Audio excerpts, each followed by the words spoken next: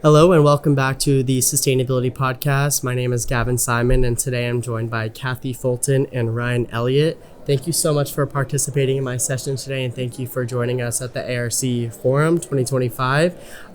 Let's just get started with some introductions and tell me about yourself and your organization. Okay, I'll start. I'm Kathy Fulton. I serve as the executive director of a group called the American Logistics Aid Network, or just ALAN for short.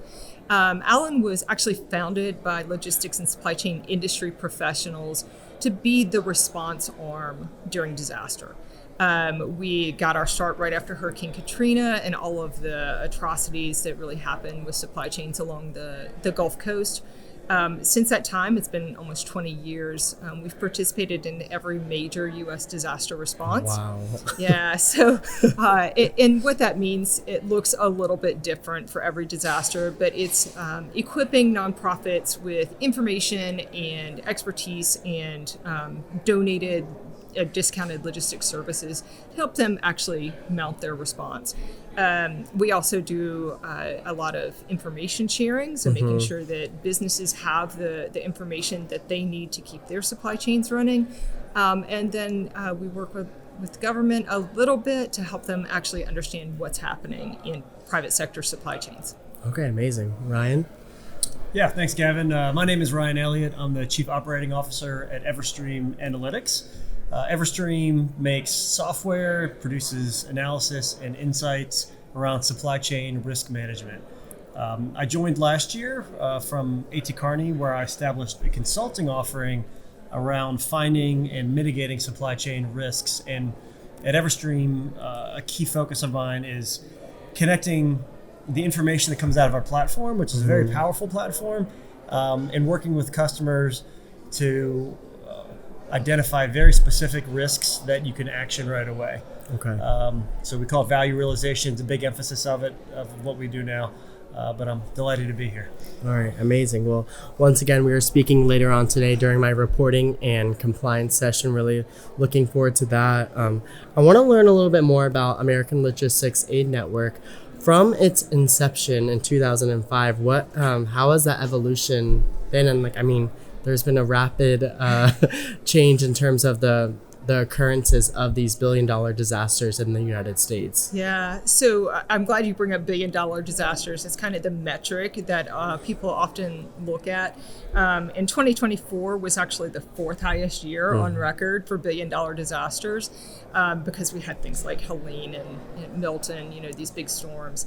But over the life of our organization, we've really, evolved. I will call it an evolution, because when we first got our start, we thought, gosh, this is just going to be so easy. We're going to use this technology solution and everybody's going to be on the same page and we're going to have, this end-to-end visibility and supply chains for disaster are just going to be perfect. The reality is it's really messy, right? There are so many different people who participate in the disaster response ecosystem.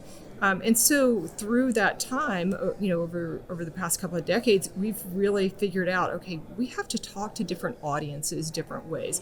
The nonprofits we work with need one type of information. The businesses we work with need something else, and governments need something, really different entirely. And so how we serve those different constituencies really has changed over that time.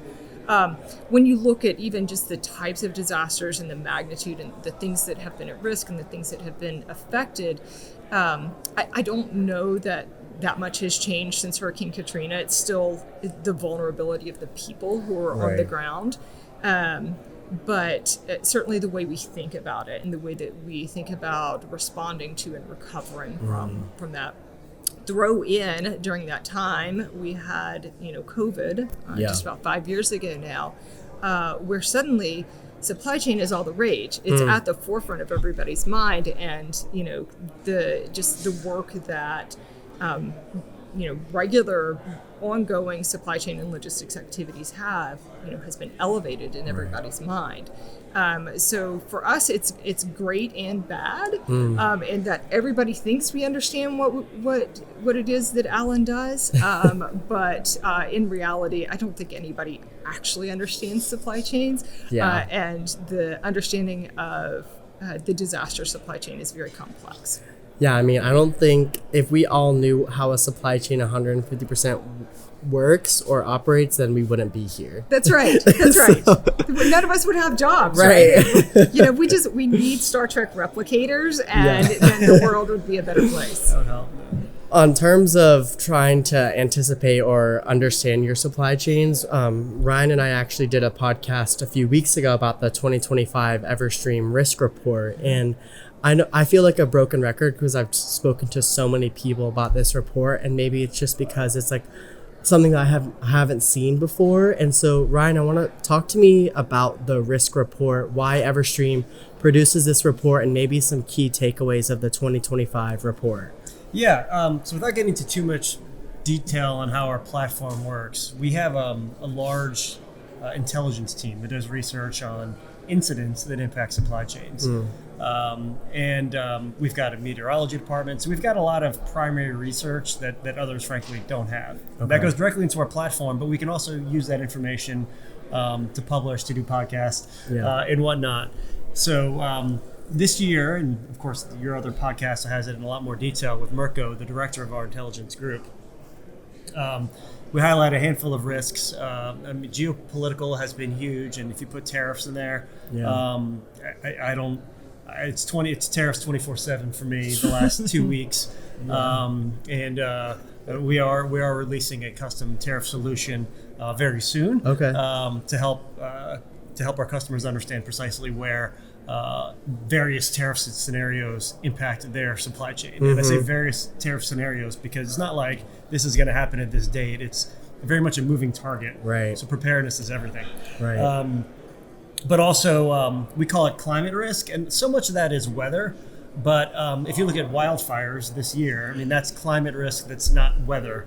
But of course, very relevant to what Kathy does. So, and the data is there. If you just look at the pace of natural disasters, it's a disaster. It's increasing. Right. So that was very high up on our list as well. And then of course, cyber. Again, if you look at the data, just the number of cyber incidents truly is exponential, and I don't see that going away anytime soon. Right. I mean, I spoke about it on the podcast, but I feel like there's so many different angles that a company's supply chain is vulnerable. Yeah. Cybersecurity, physical threats, and then also like geopolitical. And so, this is definitely a very rocky situation for any company, and I think it's obviously you have to prepare in order to mitigate any future impacts.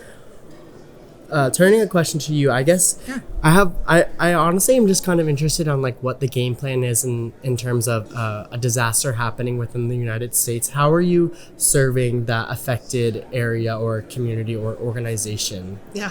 And maybe you can use like an event of recent times that you've supported. Yes, unfortunately, I have plenty of examples to draw from in the last few months, but. We can just even talk about the fires that happened in Los Angeles recently. For us, that kind of work, disaster work starts, it's year round, honestly. Right. We're not just at time of event organization. We're there thinking about, what does a community look like? What do the supply chains in that community look like ahead of time? And so when something does happen, we can then rapidly say, okay, these are the resources that are potentially available to assist. Right. Southern California, like the fires were in the northern part of LA County for the most part. And fortunately, the logistics and supply chain infrastructure is in the southern part, with the big ports, LA and Long Beach, and where all of the warehousing infrastructure is. So we didn't have a ton of disruption to the supply chains, which is good because it means that the nonprofits we're supporting who rely on us to help them access that logistics, had pretty good access to it. Okay, I see. So for us, a disaster looks something like, hey, there are these terrible fires that are happening. Who are the organizations that are on the ground, and what are they doing? Are they providing housing? Are they providing clothing and bottled water and food? How are they meeting the fundamental human needs? And then what is it that, from a logistics perspective, we can do to support that? Can we connect them with transportation organizations who can help them move their supplies in? Can we connect them with warehouse support so they can stage those things now and later? For us, for the Los Angeles fires, there's this big recognition that, hey, we have this huge urban area. People are moving, 200,000 people in a community of 20 plus million across that area. It's easy to lose where they are, right? And so figuring out how do we support the organizations who are trying to find those people, who are trying to get supplies to them. So that's actually some last mile stuff that we haven't had to deal with in other disasters. And one of the things that really has emerged for us out of the Los Angeles fires is the recognition.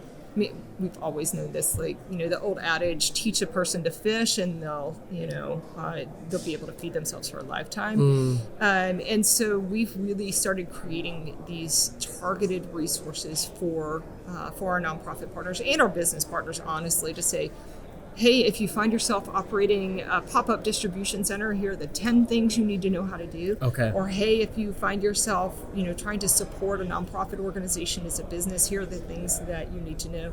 Here's what the ecosystem looks like. Right.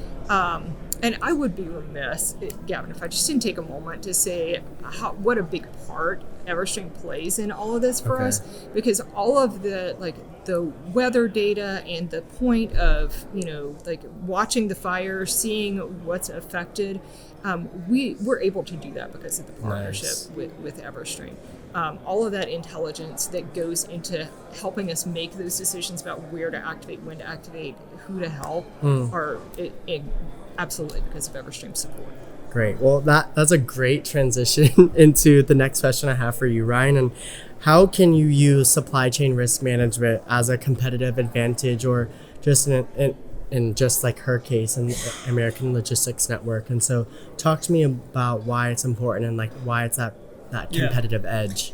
Yeah. So historically, I've said that you can truly get a competitive advantage by understanding your sources of supply, so that if something adverse happens to a player in your supply chain, you know about it first, you can make moves first, you can proactively reduce your risk by creating other options, other sourcing functions, working with different players in your supply chain to improve it. I think with the tariff situation right now, there's a much finer point on it. Yeah. And it's funny because a lot of CPOs will tell me I'm gonna wait and see where tariffs land because I don't want to spin up a whole bunch of effort because I can't really adjust because I don't know where they're gonna land, which makes sense. It's hard to argue with that. But the problem is the companies that are making moves right now will have the competitive advantage. Right. And in the case of tariffs, there's actually a hard ROI advantage. And typically, it's a harder argument to make for the ROI of Scrim. I'd be happy to take that offline. But it's kind of like insurance in a lot of ways. But with tariffs, those are hard dollar savings. Yeah. So if you've got, a tier 3 in your network that you don't know about, yeah, and it's going to get hit massively by tariff, that will either flow through or not flow through your supply chain in some way. Yeah. You're not sure, but let's just say that it flows through in terms of price increase, which, especially when you get to commodities, there's no room to squeeze and prices are going to go up. There's no alternative. So if you wait for that cost increase to flow through your supply chain, you're like, all right, well, I've got an impact, I can absorb it. That's one path. But if you see it coming beforehand and you make adjustments and you get a supplier or a second source perhaps in a country that's unlikely to be tariffed, it's a moving target very much, but then you've got a cost advantage right off the bat, and that's huge. And the more you can do that, the better you're going to be positioned. So to go back to your initial question, I think now it's been a stronger competitive advantage than ever to have that visibility. But, one final point is to get that visibility and to create that flexibility, that is a lot of hard work. And I'm very proud of our software and our team. We can really help. But I do think companies need to realize going into this, it's a lot of work to position yourself well. However, you're going to be doing all that work on the tail end, scrambling and doing the fire drills when they impact you. And I've talked to a lot of CPOs who are doing that just now. Yeah. So I'd say get ahead of it for sure. Can I just add something here? Because I'm listening to you talk about this, and I deal with like the supply chain officers, the CSCOs all the time, and they're like, it's no big deal. But the ones who do prepare, who take that and do the hard work ahead of time, like then they can discount the risk on the back end because they know they've put the hard work in, right? Yeah, and so right. like our desire as humans to say like it's not going to be that bad, it's never going to happen to me, like we can only do that if we know that we've put in the hard work ahead of time. Right. Yeah. So, I mean, yeah. It's an interesting perspective, but just by virtue of knowing you've done more work than your competitors and you got that peace of mind, you can move on and focus on something else. Yeah. Whereas everyone else is going to be firefighting, and you'll still have your share of firefighting. But if you know that, all right, I position as well as possible, we've done the things, you can tell that to the CEO and to the board. That's very powerful. Yeah. Amazing. Well, this conversation has been really amazing, and I look forward to continuing on this conversation in just a few hours during the session. So I just want to say thank you so much for your participation in this conversation and then in our session later. So thank you so much, Kathy Fulton and Ryan Elliott. Thanks, Gavin. Thanks, Gavin. Thank you.